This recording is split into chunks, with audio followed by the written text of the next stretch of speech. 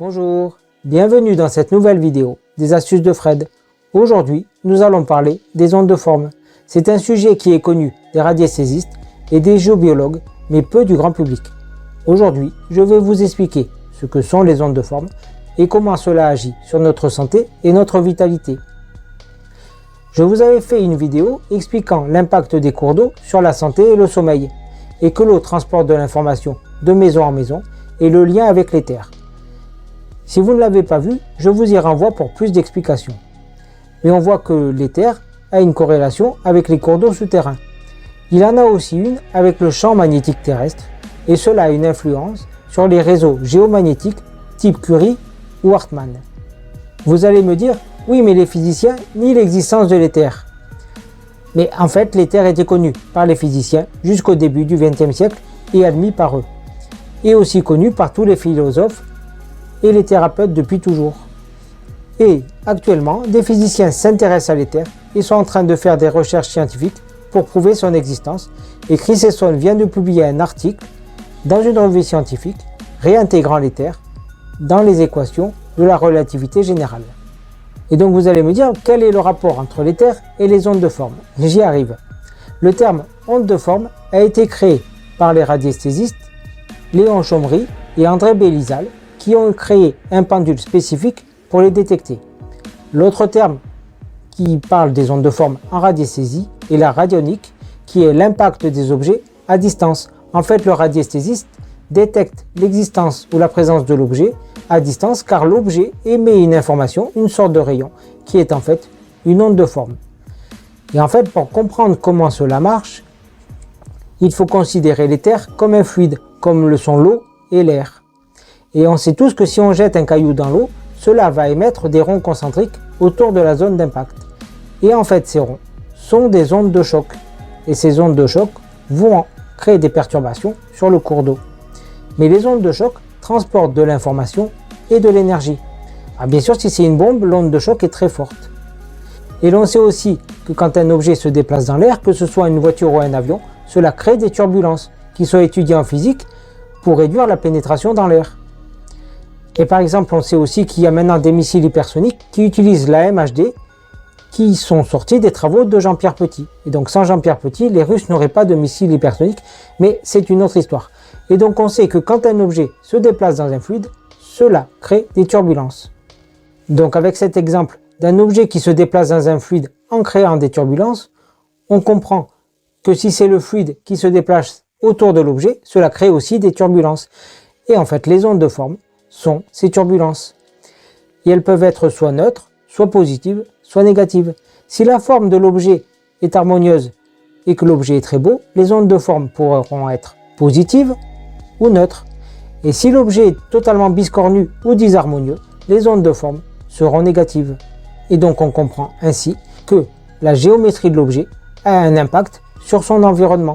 Et cela est possible via l'éther. Cela est influencé par les couleurs de l'objet, mais aussi les mémoires de l'objet. Dans une vidéo précédente, je vous avais parlé de la mémoire des lieux et de la mémoire des murs et de la façon de les nettoyer.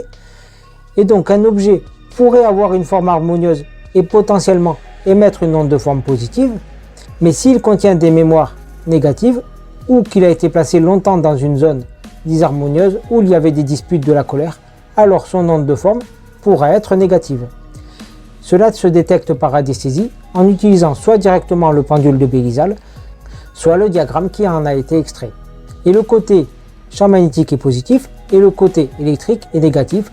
Et ce qui a le plus d'impact sur la santé, c'est le vert électrique négatif qui correspond à des failles et des cours d'eau ou des formes très pointues qui émettent un faisceau vert électrique négatif dans l'axe de la forme.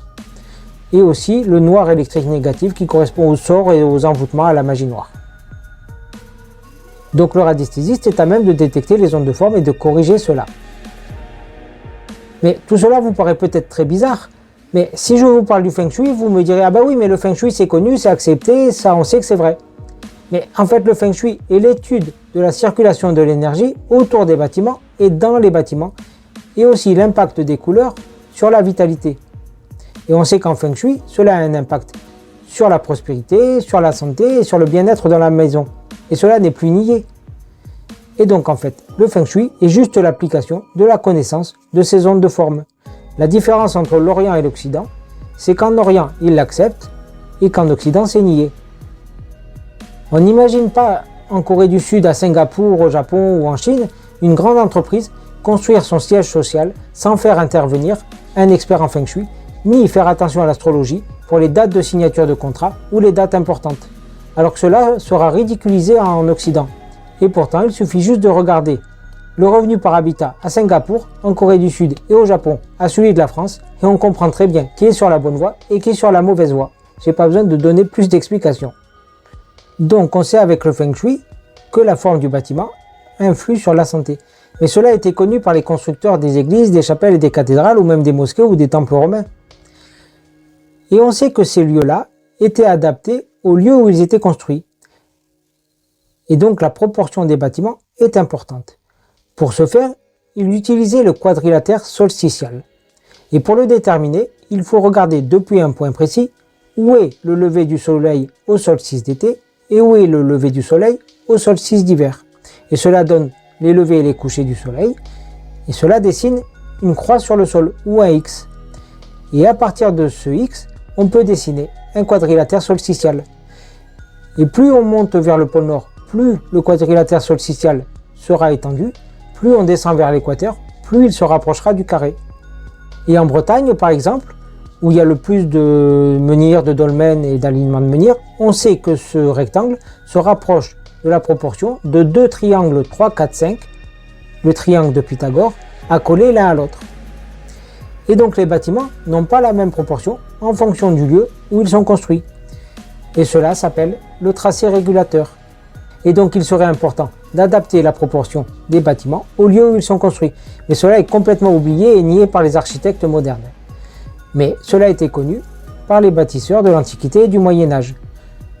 L'autre point important est que tous les monuments étaient reliés entre eux et que ceux-ci dessinaient des formes géométriques à la surface du sol et que cela avait une influence sur la vitalité d'une zone ou d'une région. Et cela s'appelle la géométrie sacrée. C'est un autre type d'onde de forme. Si vous avez plus de questions liées à la construction des monuments sacrés comme les églises, les chapelles ou les cathédrales, je vous renvoie aux ouvrages de Jacques Bonvin et Paul Trioux qui abordent ce sujet. Mais ce qu'il est important de comprendre, c'est que si l'on voulait réellement construire des bâtiments bons pour la santé et adaptés à leur environnement, il faudrait utiliser les tracés régulateurs. Et on sait aussi qu'en utilisant ces tracés-là, cela a un impact sur les réseaux Hartmann et les réseaux Curie qui sont déviés suivant les formes des bâtiments. L'autre utilisation des ondes de forme est tout ce qui est dispositif à poser sur le téléphone, les orgonites, en fait l'orgone est de l'éther, les triskel et tous les dessins qui ont des formes géométriques ou des labyrinthes, et ceux-ci émettent des ondes de forme. Et donc quand on veut placer ce dispositif sur le téléphone, c'est pour annuler l'impact négatif du téléphone. En fait, ce que je conseille moi, c'est de réduire l'exposition physique, si c'est du Wi-Fi, un téléphone ou un cours d'eau, de sortir de la zone qui est perturbée, et après d'utiliser le dispositif à onde de forme pour remonter la vitalité et l'énergie. Car en fait, ces dispositifs se chargent et sont de moins en moins opérants au fil du temps.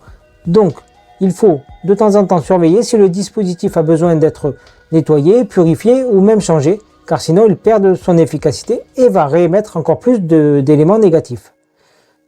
Mais avec ceci, on comprend aisément comment les talismans ou les médailles miraculeuses liées à la Vierge Marie peuvent avoir un impact, et cela n'a rien de magique ou de la sorcellerie. C'est en fait la connaissance des lois de l'univers et de la loi des ondes de forme. Et en fait, le talisman ou la médaille miraculeuse n'éloigne pas le mauvais sort, mais nous donne plus de vitalité, et donc c'est une bonne chose de porter sur soi un dispositif qui émet des ondes de forme positives pour affronter les difficultés de la vie avec plus de facilité et d'énergie. Voilà, merci d'avoir regardé cette vidéo consacrée aux ondes de forme et sur la manière de les utiliser pour augmenter notre vitalité et notre bien-être. A bientôt pour une prochaine vidéo et portez-vous bien.